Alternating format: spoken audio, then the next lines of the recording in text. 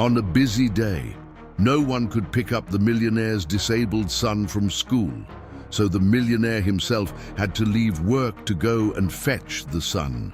When he enters through the school door, he finds his poor nanny protecting his son from bullies. Seconds later, the millionaire takes an impressive action that makes the nanny's heart race. The bittersweet smell of disinfectant mixed with the warm scent of fresh pretzels from the cafeteria permeated the halls of Northwood Academy. It was the signal of another day's end, the sound of slamming lockers and the high-pitched voices of students dissipating toward the exit, a loud and lively stampede. For Helen, however, it was a time of silent, tense waiting. Leaning against the cool wall near the 9th grade classroom, she clutched the strap of her worn handbag, her heart beating in an unsteady rhythm. Her daughter, Sophie, should have been out already, but Helen was waiting for Leo, the boy she looked after, whose pace was now slow and deliberate, marked by the hollow tap of crutches on the waxed floor. He emerged at the end of the hall, head down, his backpack slung over one shoulder, dragging his immobilized leg with an effort that creased his brow. He was the very picture of vulnerability, and Helen's instinct, honed by a lifetime of protecting her own, flared like an ember. That's when they appeared, 3 boys, with immaculate uniforms and cruel smiles, who purposely slowed their pace to fall in step with Leo. The leader, a broad-shouldered boy with an arrogant gaze, began to limp in an exaggerated way, drawing snickers from the other 2. "Careful you don't trip, Gimpy," he whispered, his voice laced with venom. "Can't run to catch a ball, can you?" What a shame. Leo hunched his shoulders, his face flushing with a deep and silent humiliation. He never responded, not ever. Helen felt her blood boil, the rule she had always been taught by life. Speak softly, don't get involved, people like us don't make trouble, crumbled to dust. She took a step forward, her small, slender body placing itself between Leo and his aggressors. Her hands were shaking, but her voice came out firm, a thread of steel. "Let him pass." The leader of the group looked her up and down, open contempt on his face. "And who are you?" "The help." Before the insult could land, she repeated, louder, "I said, let him pass, and I demand to see a responsible adult right now." It was at that exact moment that Arthur Vance, a man whose presence was accustomed to silencing boardrooms and moving astronomical figures on the stock market, parked his imported sedan and entered the school. His mind was still on the ROI charts of a new hedge fund, the guilt of another absent afternoon weighing on his conscience. And then he froze. The scene before him looked like a surreal painting. His son, cornered. 3 teenagers with the posture of predators. And Helen, the discreet and efficient nanny, standing like a lioness protecting her cub. Arthur, a multi-millionaire who had built his fortune on the cold logic of numbers. It felt something no market analysis could have predicted, a knot of fury and shame in his throat. He had never known. Leo, in his wounded pride, had kept silent. He strode forward, the sound of his Italian leather shoes echoing in the nearly empty hall. The boys turned, the mockery dying on their faces as they recognized Leo's father. The dean, drawn by the tension in the air, hurried over, her face a mask of professional concern. Arthur didn't look at her. His eyes were fixed on Helen, who was still trembling but did not back down. In a gesture no one could have anticipated, he removed his linen sport coat, a piece worth more than her monthly salary, and gently placed it over her shoulders. It was an unlikely shield, a cloak of acknowledgement. Only then did he turn to the dean, his voice low but carrying a weight that made the air vibrate. "She was here to pick up her daughter, and she protected mine. From now on, nobody is alone here." Helen's heart hammered, a wild gallop in her chest. It wasn't the luxury of the fabric nor the man's status. It was the validation, the public recognition that, in her entire life, she had never received. The silence that followed was thick, laden with unasked questions and the promise that something, irrevocably, had changed forever. Arthur's jacket still felt heavy on Helen's shoulders as they sat in the dean's office, a room that tried to be welcoming with its framed diplomas and a vase of artificial violets, but which, in that moment, felt like an interrogation chamber. Leo was huddled in a chair beside them, his eyes fixed on some random spot on the rug, while Mrs. Miller, the dean, maintained a strained smile, her fingers laced together on the mahogany desk. Arthur was the first to break the silence. He was a man accustomed to taking command, to turning complex problems into action plans with goals and deadlines. To him, this was a system failure that needed to be corrected. "Mrs. Miller," he began, his voice controlled but with an edge of steel, "what we just witnessed is unacceptable. I demand to know what measures will be taken to ensure this never happens again." The dean adjusted her glasses, her smile faltering. Northwood Academy's reputation was her most precious asset, one she protected with tooth and nail. "Mr. Vance, I understand your concern. I truly do, but we must be cautious. These were teenage provocations, a tasteless joke, no doubt. They don't understand the impact of their words." Arthur's glare was withering. "A joke! My son is in physical rehabilitation. And now, from what I can see, he'll need emotional rehabilitation because of jokes that happen under your supervision." Seeing the conversation heading for a clash of wills, Helen felt that old impulse to fade away, to disappear into the wallpaper. Life had taught her that her voice was rarely heard in rooms like this, but then she looked at Leo, so small in his chair, and the courage she had lent him in the hallway returned twofold. She cleared her throat, and both of them turned to her, surprised. "Excuse me," she said, her voice quiet but clear. It wasn't the first time. She opened her bag and pulled out a black-covered sketchbook. It was Leo's. With hands that still trembled, she opened it to a specific page and pushed it across the desk. The drawings were childish, but the pain was adult. A stick figure with a crooked leg, surrounded by 3 other stick figures with huge, gaping mouths, from which speech bubbles filled with angry scribbles emerged. Arthur swallowed hard. This was the secret world of his son's suffering, a place he, with all his business deals and capital, had never entered. Mrs. Miller looked at the drawings with discomfort. "This is interpretive." Helen took a deep breath. There was more. "My daughter, Sophie, was waiting for me. She heard what they said earlier." She took out her simple phone and pressed play. The voice of the lead bully filled the room, distorted by the amateur recording but unmistakable. "This dead weight just slows everyone down. He should just stay home." The silence that followed was heavy, absolute. The proof had turned the tables. The dean paled, her facade of control crumbling. I didn't know," she stammered. Arthur, for his part, felt an icy rage. He looked at Helen, the woman who, with a sketchbook and an audio file, had done more for his son in 5 minutes than he had in weeks. Cornered, Mrs. Miller relented. "We'll organize some group discussions. Bring in a specialist. It's our procedure." But the rush to solve the problem was already turning into a postponement. "We'll schedule everything after the culture fair, so we don't disrupt the calendar." Later, in the car, the silence was different. It wasn't one of awkwardness, but of a strange complicity.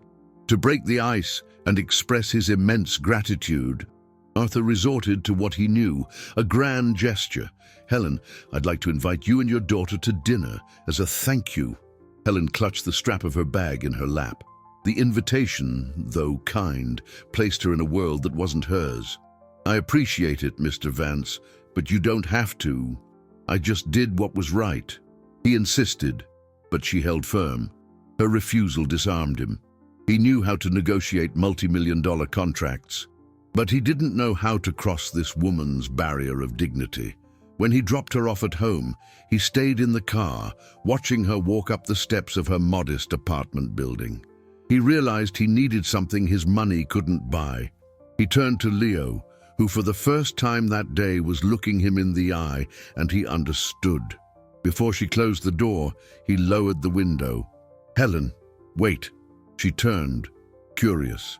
He looked at her, the businessman's arrogance giving way to a raw vulnerability. The dinner doesn't matter, but I need help. I need to learn how to be a present father. Please, teach me what you know about courage. Arthur's proposal hung in the air between them, fragile and unexpected. Helen, standing on the threshold of her door, felt a wave of heat rise to her face. This man, accustomed to giving orders and managing a monumental fortune, was asking her for a type of consultation that wasn't on any investment spreadsheet. He wanted lessons in humanity. The sincerity in his eyes disarmed her more than any gesture of wealth. "I don't know how to teach courage, Mr. Vance," she replied, her voice little more than a whisper. "I only know what it's like to be afraid of losing someone you love." He nodded slowly, as if that simple sentence held the key to a vault. "Then show me how you do it," he insisted. With no trace of arrogance, the partnership began tacitly in the small gestures of the following days. Leo's physical therapy sessions, once a silent torment for the boy and a guilty reminder for his father, took on a new dynamic. Sophie, Helen's 16-year-old daughter with bright eyes and an overwhelming passion for literature, began to join them. While the therapist worked on Leo's atrophied muscles, Sophie would sit beside him and read aloud. They were adventure stories, travelers' chronicles, poems about resilience.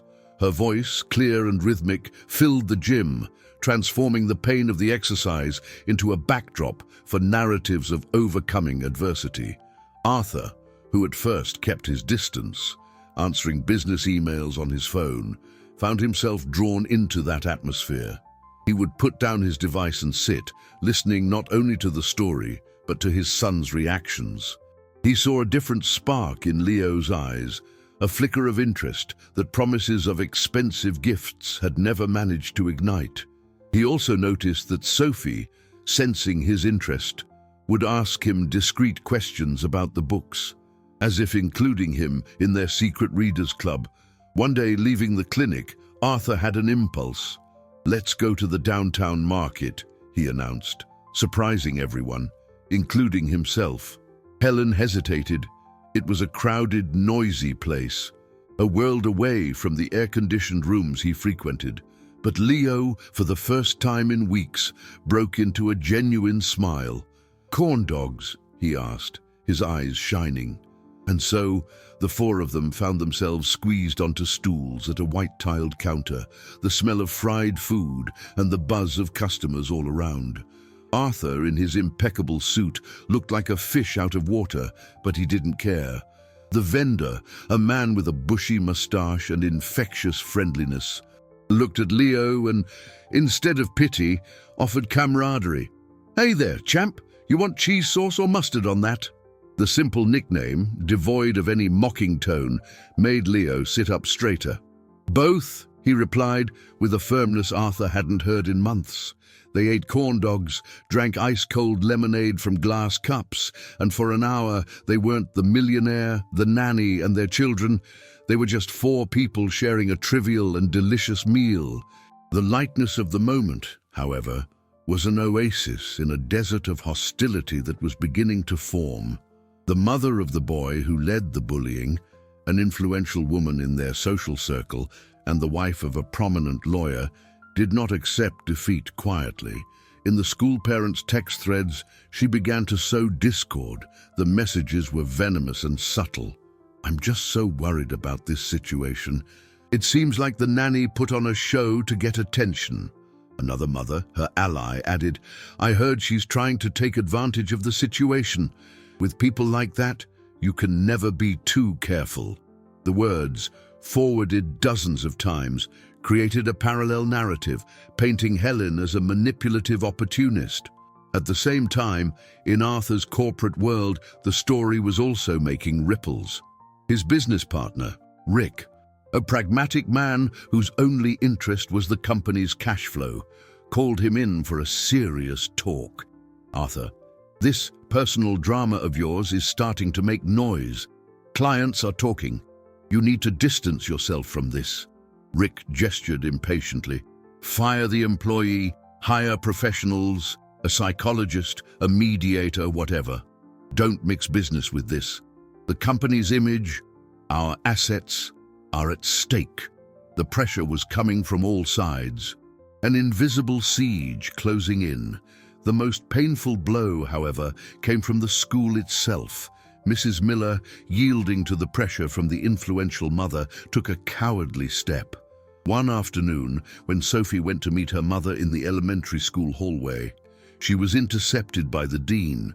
"Honey," she said with artificial sweetness, "to avoid any more trouble, it would be better if you waited for your mom at the main entrance, okay? No need to walk through the halls here." The injustice of that veiled order, the suggestion that she was the cause of the problem, hit Sophie like a slap.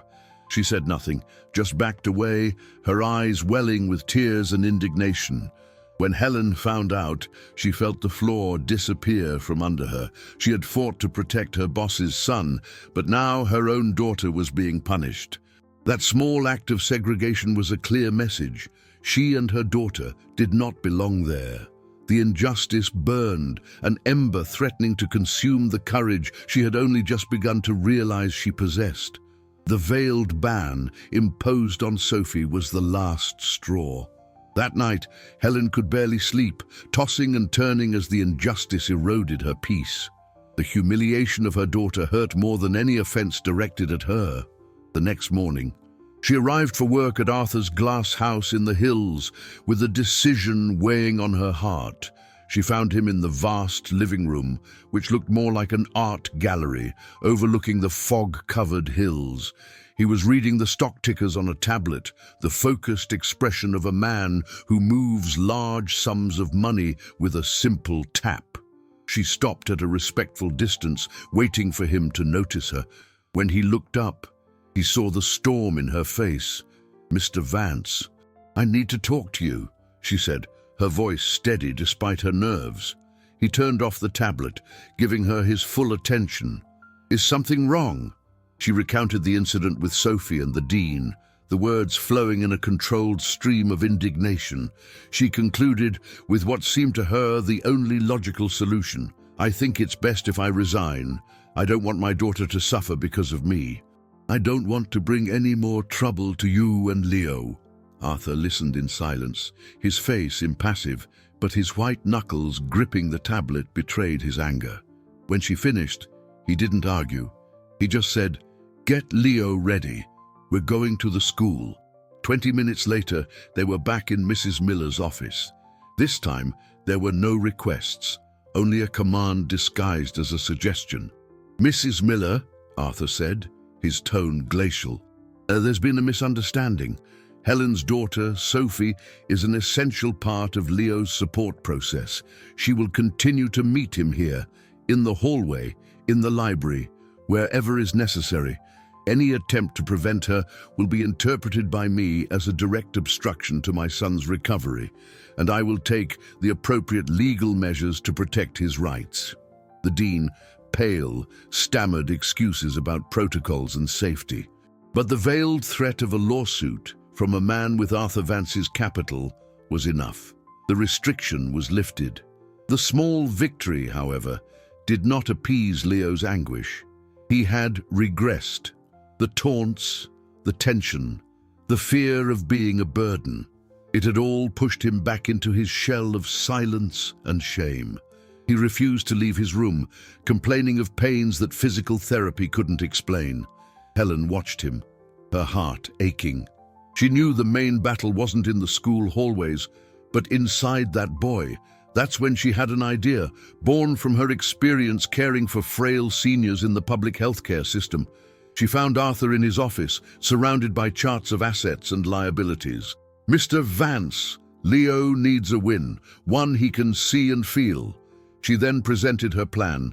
It wasn't about big leaps, but micro goals. 2 flights of stairs a day, she said. Today, he goes up and down 2 flights of stairs in the house. Tomorrow, the same. When he can do that for a week without fail, we celebrate. Arthur, the business strategist, recognized the logic. measurable goals, rewards. And the reward, a new video game, a trip. Helen shook her head. No, nothing money can easily buy. Something he truly loves. Corn dogs at the market. An old movie he loves to watch with me. Watching the sunset from Lookout Point. Arthur was silent for a moment, processing. It was a kind of emotional economy he barely understood, where profit was measured in smiles and ROI in self-esteem. "I'm in," he said. The plan was put into action. At first, Leo resisted, but Helen's calm persistence and the promise of a simple reward convinced him to try. The first day was excruciating. Every step was a challenge, sweat pouring down his face. Arthur watched from a distance, hands in his pockets, fighting the urge to carry him. On the second day, something changed. Helen brought a small radio and put on an upbeat pop song. "Come on, Leo, one step at a time," to the beat. Boom, tap, boom, tap. And to Arthur's surprise, the boy began to move his crutches with a different cadence, almost as if he were dancing. The metallic sound on the marble floor became percussion. By the end of the week, Leo was exhausted, but walking across the school courtyard with his head held high, his walking poles marking a rhythm of their own. Other students, those who had never joined in the mockery, noticed the change. And one day, as he completed the crossing of the courtyard without stopping, a small group of girls started to clap. Soon, others joined in. It wasn't an ovation, but a genuine acknowledgement. A spontaneous applause that echoed across the courtyard like a wave of warmth. Leo stopped, surprised, and a slow, radiant smile spread across his face. It was the first major turning point, a visible victory, earned with his own effort. However, from the shadows of the hallway, the leader of the bullies watched, his face twisted with envy and resentment. Leo's popularity, however momentary, was an affront. In that instant, as the applause still echoed, he began to plot a new humiliation, something public and crushing that would put Leo back in his proper place. The truce had been far too short. That brief applause in the school courtyard had the effect of a sudden sunbeam on a cloudy day. On the way home, Leo was quiet, but it was a different kind of silence, light, filled with a newfound dignity. He looked out the window, and for the first time in a long time, he didn't seem to be running from anything, but rather observing the world he was starting to feel a part of again. Arthur drove, his heart lighter than after closing any multi-million-dollar deal. He glanced at Helen in the rearview mirror and saw a discreet but genuine smile on her face. In that moment, he understood that the real asset at risk wasn't his financial portfolio of stocks and investment funds, but the emotional one, his son's integrity, and the return on that small gesture of support from his classmates. A dividend of empathy was worth more than any profit in his portfolio. That brief moment of triumph, however, was sowing a storm in another corner. Mason, the leader of the bullies, felt the applause for Leo as a personal offense. The popularity, however fleeting, of his victim was a subversion of the hierarchy he worked so hard to maintain. Meeting with his two loyal followers the next day near the sports courts, he dripped his venom. So now, the Gimp is a hero. We need to put an end to this. The plan was cruel in its simplicity. The following week, there would be a small assembly in the gym to announce the themes for the culture fair. Mason would volunteer to speak and, in the middle of his presentation, would make a tribute to Leo, imitating his walk with the crutches, maybe even tripping on purpose, turning the rhythmic beat Leo had created into a grotesque joke for the whole school to see. It was the kind of public humiliation that would completely shatter the confidence the boy had only just begun to rebuild. Meanwhile, in the glass fortress in the hills, optimism bloomed. Leo, motivated by his success, tackled the flights of stairs with new vigor. He no longer needed the music, the rhythm was already internalized. Arthur watched him from the door of his office, a room where complex charts showed the cash flow of his businesses and the prices of gold and various cryptocurrencies. He realized, with a disconcerting clarity, that all those assets seemed inert and lifeless compared to the willpower his son showed with every step he climbed. Happiness was a fragile commodity, and they didn't know how close they were to losing it again. The afternoon faded, painting the sky in orange and lilac. Leo, after his exercises, sat on the couch with his phone, a smile on his face.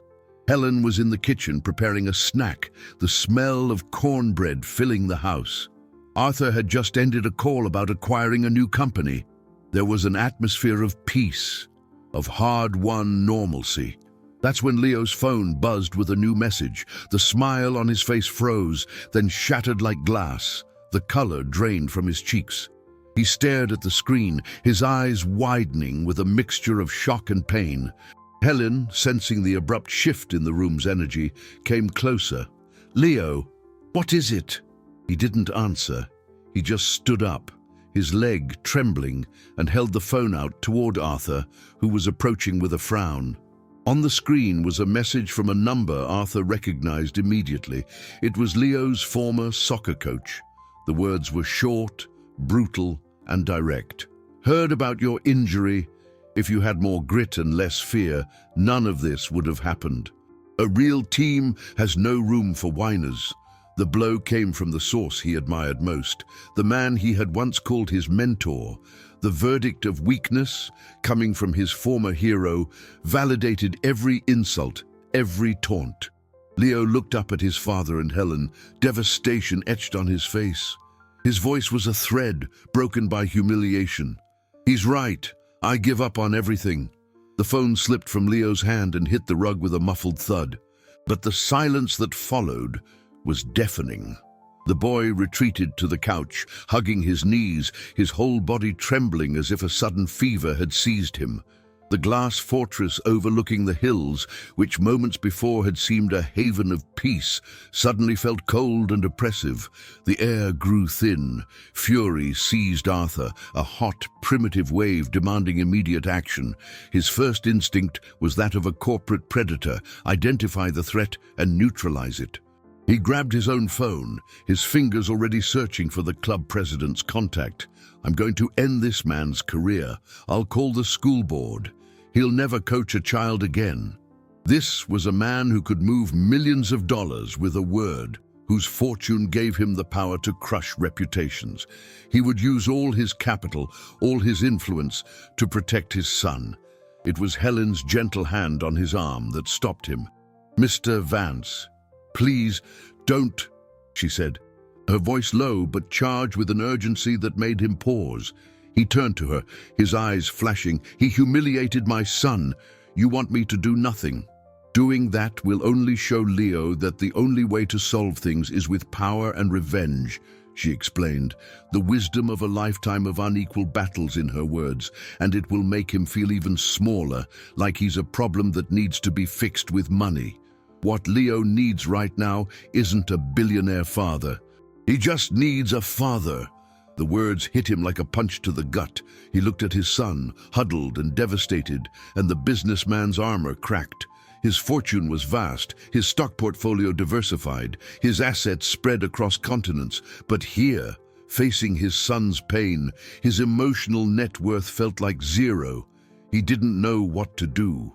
Helen moved closer to Leo and sat on the floor beside the couch, placing herself below his eye level so as not to intimidate him. She said nothing for a long time. She just stayed there, her presence a silent anchor in the boy's storm of shame. It was Sophie who, arriving from the kitchen with a plate of cornbread, sensed the desolation and, with the sharp intuition of someone who lives among books, found the right tool. She set the plate on the coffee table and sat next to Leo. "You know," she began, her voice soft, "sometimes words are like stones. People throw them without thinking where they'll land, but you can build things with words too, walls, bridges, or even a stage." Leo lifted his head slightly, his eyes red with unshed tears. Sophie continued. We could show everyone at the culture fair, a poetry slam. We could read poems and stories about walking at your own pace. We could call it Words That Don't Wound. A thread of hope, as thin as a spider's web, appeared in the midst of despair. The idea was so delicate and yet so powerful. To use the very weapon that hurt him, words, to heal. Arthur, watching the scene, felt a deep admiration for the girl. He saw an opportunity to support without dominating. You'll need a place to rehearse, he said, his voice calmer now. A place with good acoustics, maybe a microphone. My company's event hall is empty on Saturdays. I can open it up for you. It's just a matter of logistics. The disguise of logistics was paper thin, but everyone understood what he meant. I'm with you. The plan gave everyone a new sense of purpose. However, Arthur's involvement, however discreet, did not go unnoticed by his partner. Rick cornered him the next day, his face a mask of impatience. Arthur, I've warned you.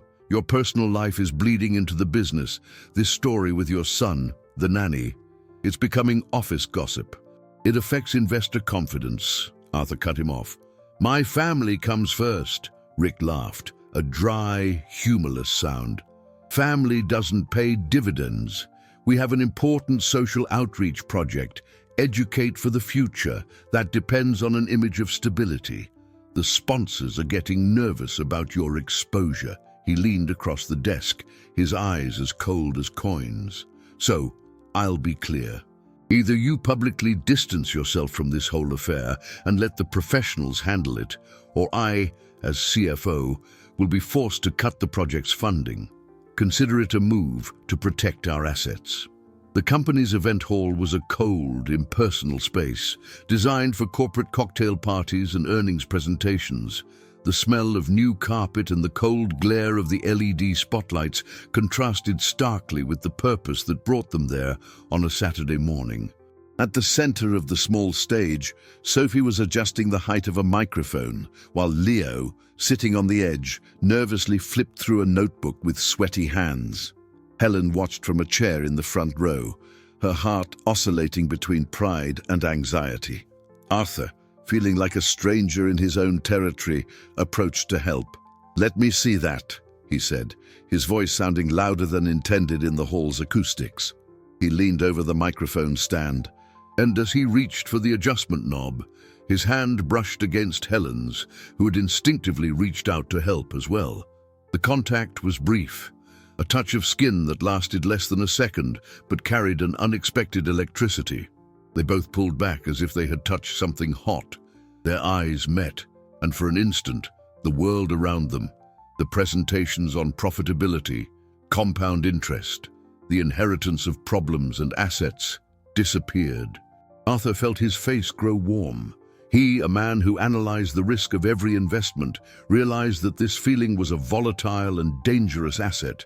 He was afraid of confusing gratitude with romance and turning this pure partnership into an emotional liability that would destroy everything.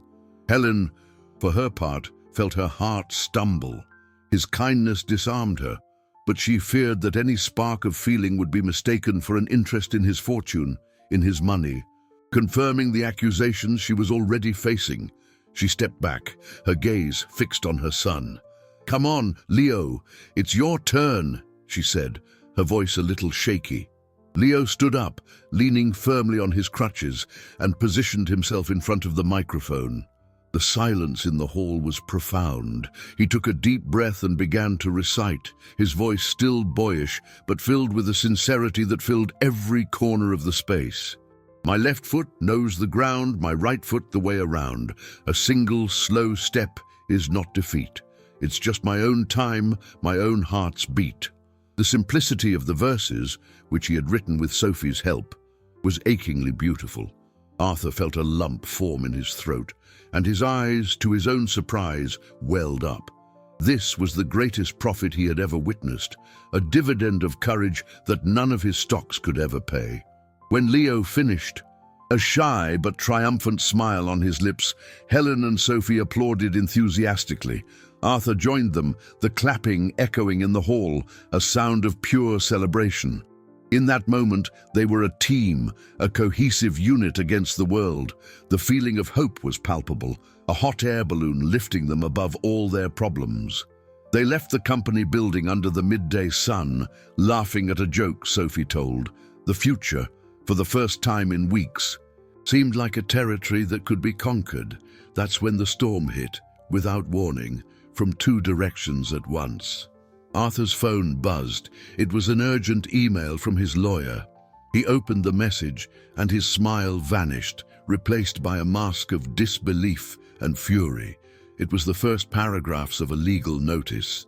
Mason's mother had hired a law firm and filed a formal complaint against Helen for intimidation, harassment, and psychological coercion of a minor. At the same instant, Helen's phone beeped with a message in the school parents' text thread. She read it and turned pale, the device nearly slipping from her hand. It was a circular from the dean's office, with vague language about the need to maintain an environment of serenity and avoid further controversy. Mrs. Miller announced that the poetry slam was suspended indefinitely. The hot air balloon of hope they were floating in was punctured by two simultaneous, brutal blows. They stopped in the middle of the sidewalk, the sun shining down on them, yet they felt a wintry chill. The attack was coordinated, relentless, and it left them breathless, cornered in a way they could never have anticipated. The impact of the two simultaneous pieces of news was like a wave of ice water, leaving them paralyzed on the sun-drenched sidewalk. The accusation against Helen was so absurd, such a grotesque inversion of reality, that for a moment it felt like a nightmare. Intimidation, harassment. The woman who had used her own body as a shield to protect a child was now being painted as the aggressor. The suspension of the poetry slam, in turn, was the final nail in the coffin, proof that the school, under pressure from influential families, preferred the rotten peace of silent hallways to noisy justice. Leo, who had been smiling seconds before, felt the ground disappear from under his crutches. His shoulders slumped, and the light in his eyes went out, like a candle blown out by a gust of wind. He looked at Helen, and the guilt on his face was devastating. "It's because of me," he whispered, his voice choked. "I just caused trouble." Arthur, recovering from the initial shock, was overcome by a cold, calculating fury. His business world was ruthless, and he was accustomed to hostile battles. "They're not going to win," he said, his voice as hard as granite. "My lawyer will demolish this ridiculous accusation, and the school is going to listen to me." But Helen felt a different kind of despair. Arthur's battle was fought with weapons she didn't possess: expensive lawyers, influence, financial power. Hers was in the realm of reputation, of survival. A formal complaint, even a false one, was a stain that would follow her, a shadow that could cost her future jobs. The word of a nanny against that of a wealthy, well-connected woman. She knew the outcome of that equation. Back at the house, the tension was almost unbearable. Helen sat at the kitchen table, her hands clasped so tightly they wouldn't tremble. "Mr. Vance," she began, the decision weighing on every syllable. "I can't do this anymore. I can't let this destroy my life or harm Sophie." She looked up at him, her eyes filled with a resigned sadness. "I have to quit. It's the only way to end this. If I'm out of the picture, they lose their target." Arthur felt as if the floor had opened up again. The idea of Helen leaving, of losing the quiet, resilient force that had become the pillar of his family, was unthinkable. "No, Helen, that's surrendering. That's letting them win. For you, this is a battle of principles," she retorted, her voice gaining a painful intensity. "For me, this is about having a roof over my head and food on my daughter's table. An accusation like this, you have no idea what that means for someone like me." The house, once a place of rehearsals and plans, was now shrouded in a fog of defeat. Leo locked himself in his room. Sophie, upon hearing the news, hugged her mother, her eyes flashing with impotent rage. The alliance they had formed seemed to be disintegrating under the weight of reality. As the afternoon dragged on, Arthur's phone rang. It was Rick, his partner. His voice was triumphant. "Heard the news. Looks like the problem is solving itself." He didn't stop there. "I've called a meeting of the company's ethics committee for tomorrow. Your erratic conduct and the negative exposure of the brand are urgent items on the agenda. Several board members agree that your emotional involvement in this case has compromised your leadership ability. Be prepared. Arthur, we're going to discuss your removal as CEO." It was checkmate. Attacked at home, attacked at work. His empire, built with so much effort, his assets, his position, everything was at risk because he had chosen to do the right thing. Night fell, and the house was silent, each person lost in their own despair. "It's all lost," Arthur thought, looking out at the distant twinkling lights of the city. Market logic, risk analysis, nothing had prepared him for such a complete and overwhelming loss. He was about to lose his company, the woman who had taught him how to be a father, and worst of all, he was watching his son sink back into the pit they had fought so hard to escape. Just then, an email landed in his inbox with a simple subject line, "Statement of Facts." He opened it without much hope. The sender was Leo's history teacher.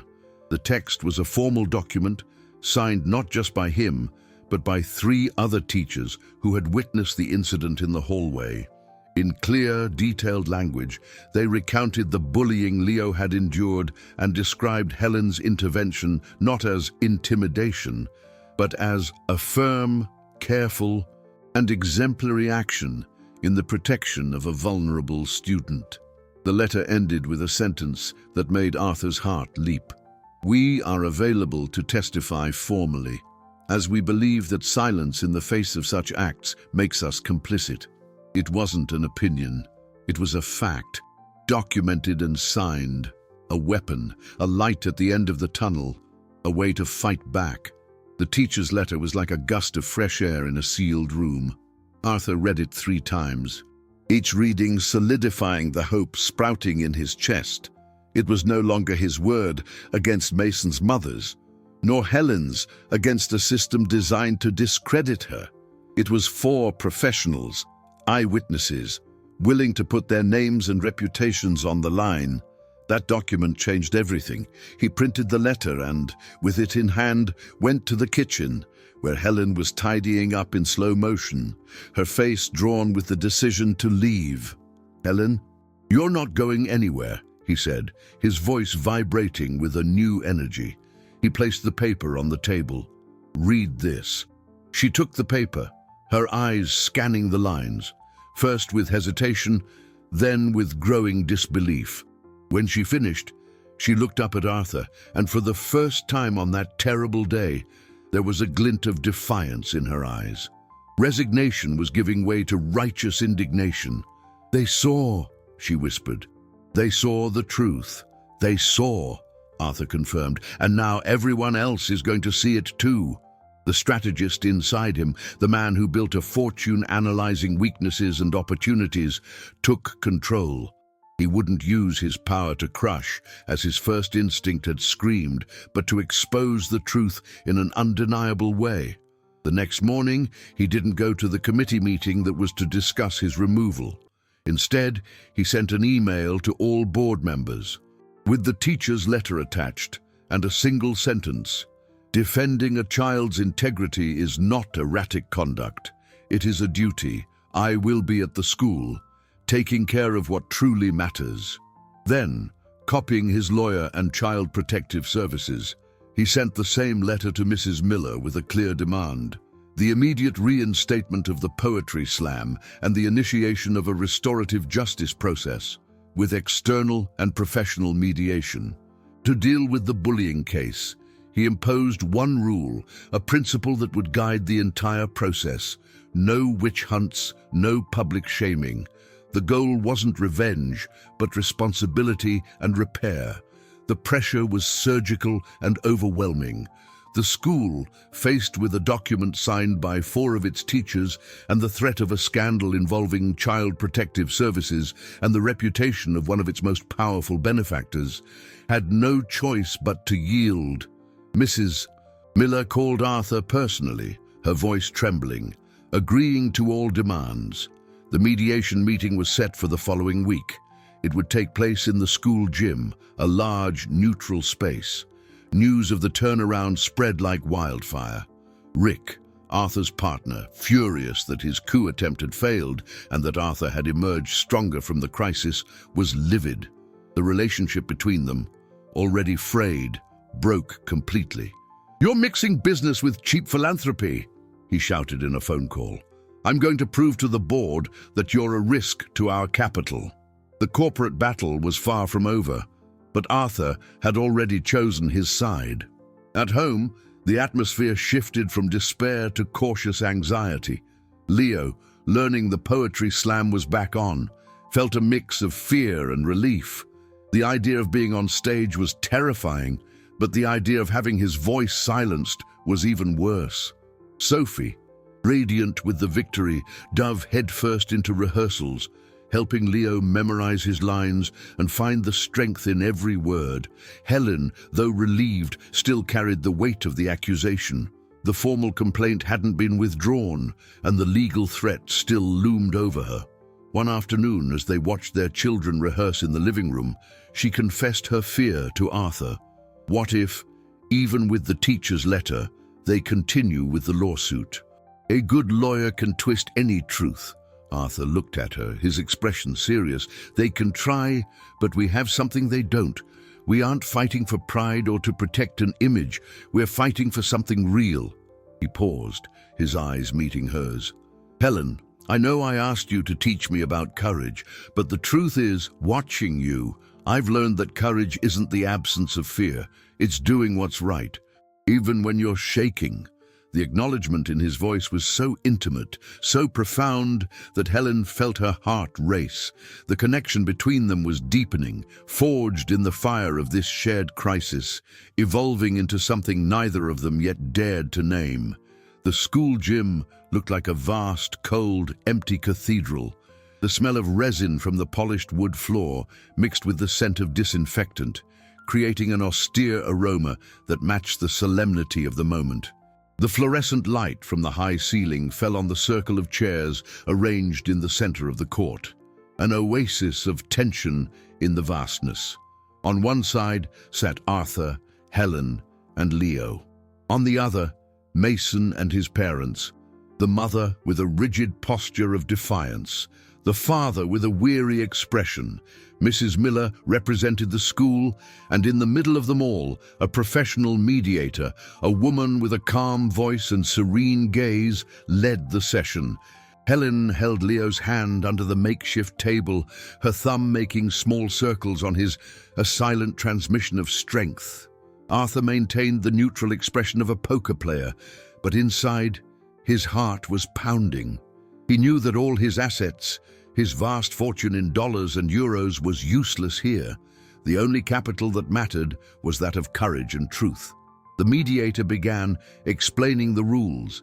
Speak with respect, listen with attention, focus on facts and feelings. Mason's mother was the first to break protocol. "I just want to say that my son is not a monster. He's a good kid. They're turning a childhood squabble into a circus." The mediator listened patiently and then turned to Leo. "Leo, would you like to share how you felt?" With a nod from Helen, Leo leaned toward the microphone. His voice was quiet, but every word echoed in the gym's silence. "I felt small, like I shouldn't be there. Like my leg was the only thing people saw." He paused, swallowing hard. "And I felt ashamed because I couldn't defend myself." The simplicity of his pain was more powerful than any accusation. A heavy silence fell. Then, the mediator turned to Mason. "Mason, what did you hear Leo say?" The boy, who had been staring at the floor, lifted his head. For the first time, there was no mockery on his face, only the discomfort of a cornered teenager. He said he felt ashamed, he mumbled. After a long moment, and with encouragement from the mediator, he admitted, "The jokes. I didn't make them up. I saw them in videos online. Everyone laughed. I thought it was funny." His mother tensed, ready to defend him. But his father placed a hand on her arm, a silent plea for her to stop. For the first time, she saw not an aggressor, but her own son, admitting he had caused pain because he didn't know how to be original. She relented, her body relaxing in the chair, her arrogance replaced by a shadow of understanding. The repair began there. Mrs. Miller, seeing an opportunity to turn a crisis into an asset for the school, readily accepted Arthur's proposal to fund comprehensive training in inclusion and conflict mediation for all teachers. "It will be an investment in the future of our community," she said, adopting his corporate language. The school committed to creating a clear anti-harassment policy. Mason and his friends were assigned restorative tasks, starting with researching and presenting a project on accessibility for the culture fair. At the end, Mason's father stood up, walked over to Leo and extended his hand. "On behalf of my family, I apologize." Leo, surprised, shook his hand. It was a fragile moment, but a real one. A victory. As they left the gym, Arthur felt an immense relief, a sense of peace that no closed deal had ever given him. He had chosen to lose a battle in his office to win the war that truly mattered. It was in this moment of silent triumph that his phone buzzed. It was a message from Rick, short and brutal. "Congratulations on your little show. I've just contacted our 3 biggest clients. I presented them with a proposal to move with me to a new firm. Vance & Co.'s net worth is about to take a hit. Good luck with your piece."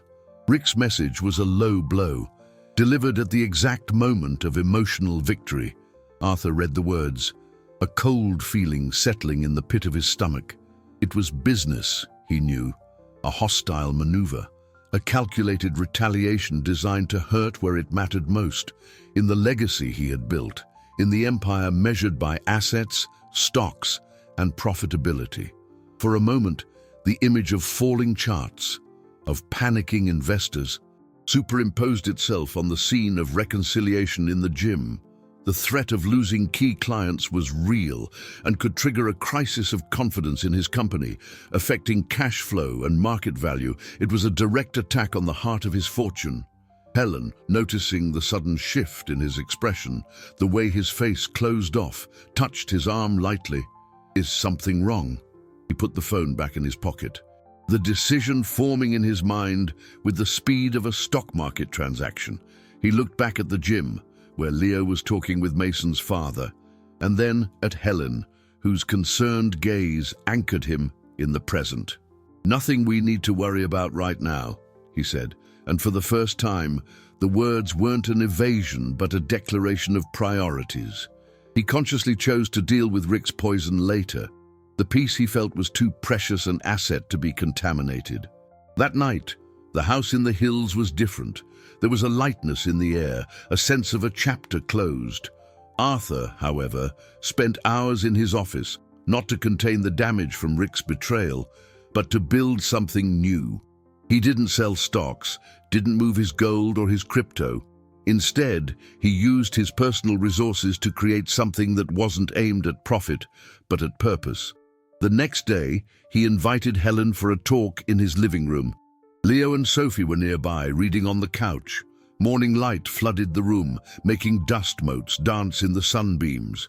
"Helen," he began, his voice formal but with an underlying warmth, "we won an important battle, and you were on the front lines." She shook her head. "We won, together." "Yes," he agreed. "But I want things to be clear from now on. You can come back to work here if you want, but with one condition imposed by me." Helen tensed. "What condition?" "Your condition," he replied, surprising her. "No secrets, no favors, a partnership. I want you to tell me what you need, without hesitation." Before she could respond, he continued, "I know gratitude is a complicated word, and reward can sound like I'm trying to buy something. I'm not. I'm trying to add value." He handed her an envelope. With trembling hands, she opened it. Inside, there wasn't a check, but a certificate. In the name of an anonymous educational fund he had just created, it established a full scholarship for Sophie to pursue the literature degree she dreamed of at one of the best private universities in the city. Helen's breath caught. Tears welled in her eyes, but they weren't tears of humble gratitude. They were of overwhelming relief, of seeing her daughter's future, the most precious thing in her life, secured. I can't accept this," she stammered. "You can," Arthur said firmly. "It's anonymous. It's not a gift from me to you. It's an investment in her talent made by someone who believes in the power of education." He didn't stop there. "And there's something else. I want to invite you to co-lead a project with me, a mentorship and support program for parents of children in rehabilitation. We'll use my management experience and your life experience. It will be a partnership with a salary and a contract. Not protection, a job." He made the offer right there in front of their children, without a trace of romance, but with the respect of one professional acknowledging another. The gesture, transparent and dignified, disarmed her completely. Helen felt her whole body tremble, a wave of emotion so strong it almost made her dizzy. It wasn't about the money, it was about being seen, being valued for who she was and what she knew, not for what could be done for her. In that moment, as Leo and Sophie looked on, smiling, Helen's heart, which had been guarded for so long, finally surrendered. She didn't say yes to the job. She didn't say thank you for the scholarship. She just looked at Arthur, and her eyes said everything words couldn't. It was there, in that instant of deep, mutual recognition, that she admitted to herself silently. Her heart already belonged to this place, to this improvised family, to this man who had learned to measure true wealth not in figures, but in acts of courage and repair. The culture fair had transformed the school courtyard and gym into a kaleidoscope of colors, sounds, and smells. There were food stalls, science exhibits, and the constant hum of hundreds of excited voices. For Arthur, who was used to environments where silence was synonymous with power, the chaos was invigorating. Backstage of the improvised stage in the gym, however, the atmosphere was different. The air was thick with anticipation. Leo, his face pale, read and reread the verses in his notebook, his leg bouncing nervously. Helen was by his side, not saying anything, just adjusting the collar of his shirt, a gesture of care worth 1,000 words of encouragement. Arthur watched the scene from a few feet away. He thought of the complex risk reports he analyzed every day, of the decisions involving millions of dollars and the future of hundreds of employees. None of those challenges had ever provoked the kind of anxiety and pride he felt at that moment. That stage, that poem, was the best investment of his life, and the profit, immeasurable, was already written in his son's posture. Sophie came over and gave Leo a tight hug. "Remember what we practiced," she whispered. "The words are yours. No one can take them from you." It was time. When Leo's name was announced, a curious silence fell over the gym. Everyone knew his story. He walked to the center of the stage, the sound of his walking poles marking a solemn rhythm. He stopped at the microphone, took a deep breath, and looked up. He didn't look at the paper, he looked at the audience, and then, in a clear and surprisingly steady voice, he recited the poem about time, about rhythm, about the heart. When he delivered the final line, "My pace is mine," the entire gym was silent for a second that felt like an eternity. And then the applause erupted. It wasn't polite applause, it was genuine, warm, a wave of acknowledgement that washed over the boy on stage. On the side of the gym, near the accessibility ramp they had helped install, Mason and his friends, fulfilling their restorative tasks, stopped what they were doing and clapped too. Their faces held no mockery, only the reluctant respect of someone witnessing something true. Arthur felt his eyes well up, a reaction that caught him by surprise.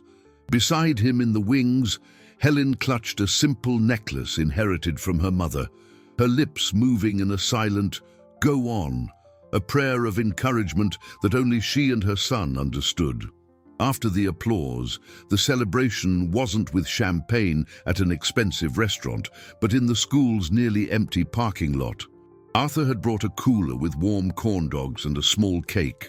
There, under the orange glow of a lamppost, the four of them, father, Nanny, son, and her daughter, ate standing up, laughing at the wind that kept trying to blow out the single candle Sophie had lit to celebrate not a birthday, but the 3 flights of stairs conquered that day. The joy was so simple and so profound, it seemed to fill all the empty space around them.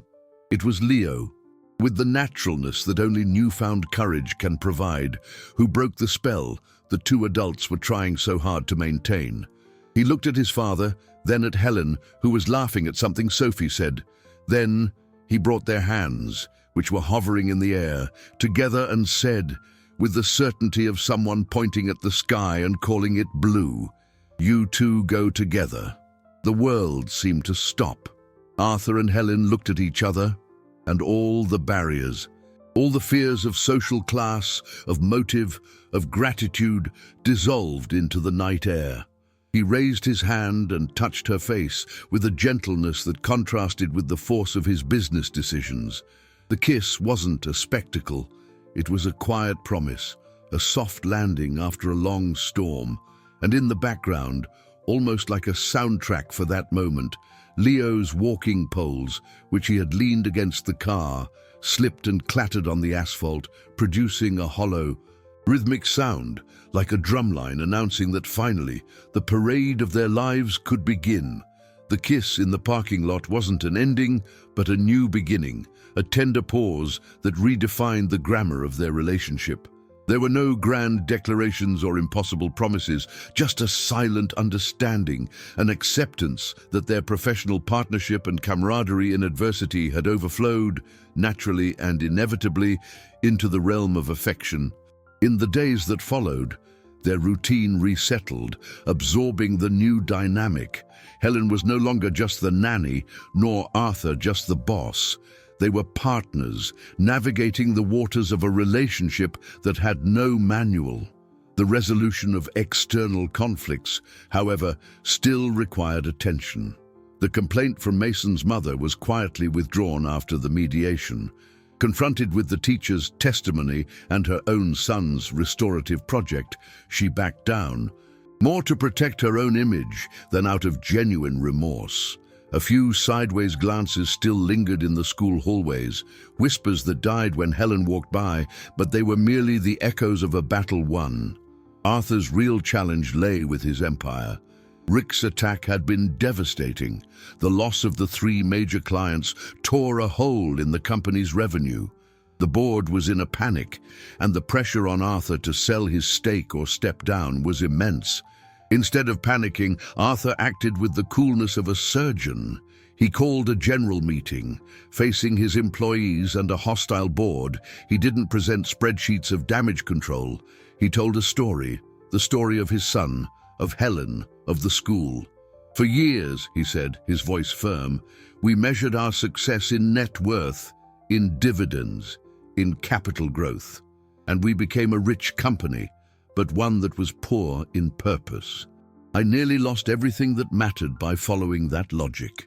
Today, I propose a new metric for profitability, positive impact. The company will survive, but it will change. We will invest a portion of our profits not just in external social projects, but in our own community, in more humane practices. We might lose some business, but we will gain a soul." The brutal honesty of his speech disarmed his critics. Some board members, inspired by the new vision, reaffirmed their support. Others, skeptical, resigned. The company shrank, but it became more solid, more cohesive. Arthur chose to lose part of his fortune to rebuild his legacy on a foundation of values.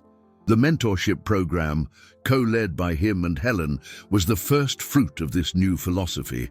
It started small, in a room provided by the company with 5 families.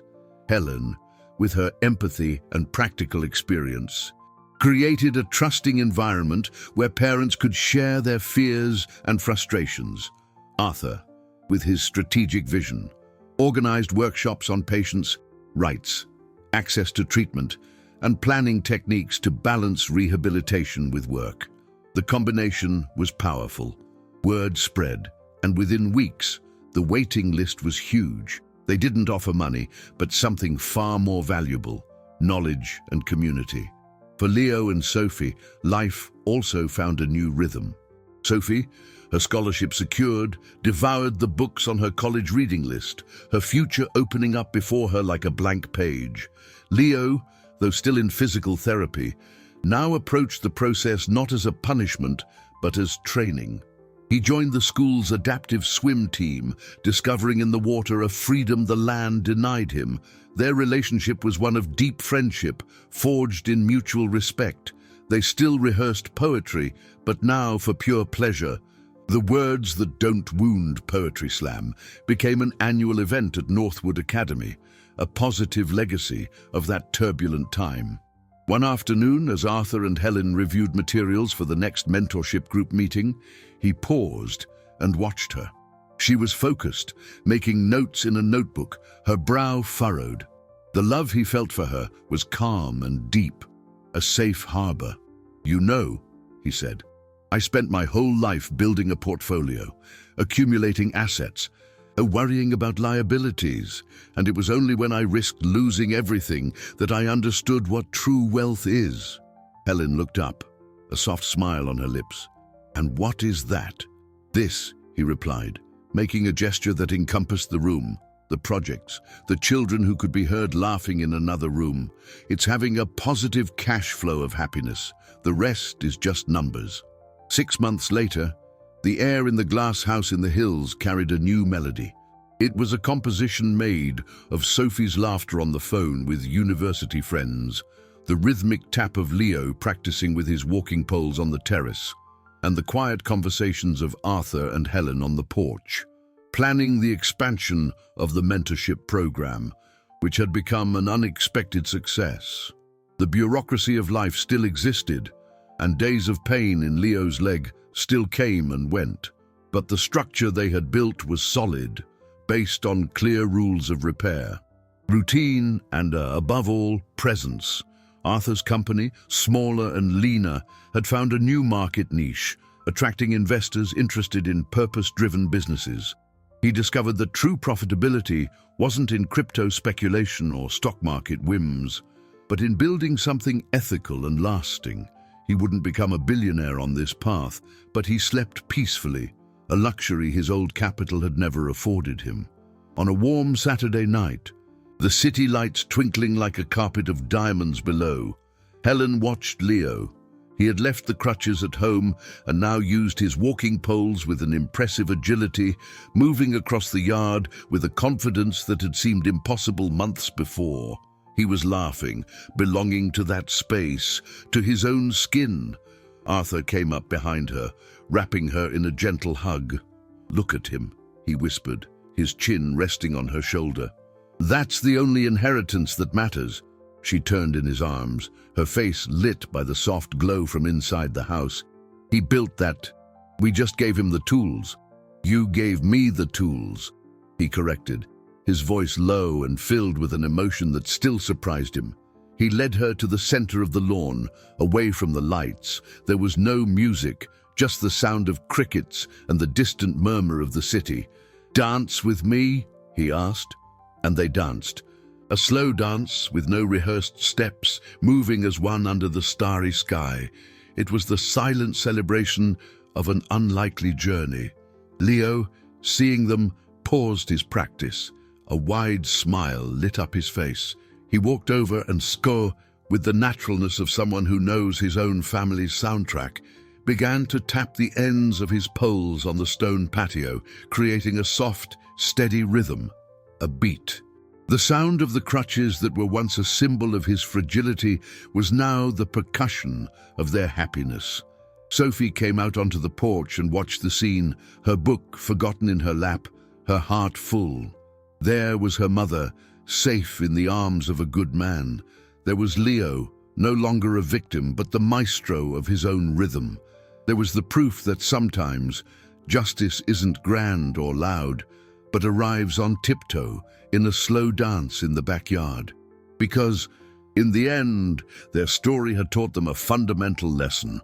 The greatest fortune of all is not in the assets you accumulate, but in the shelter you build in one another.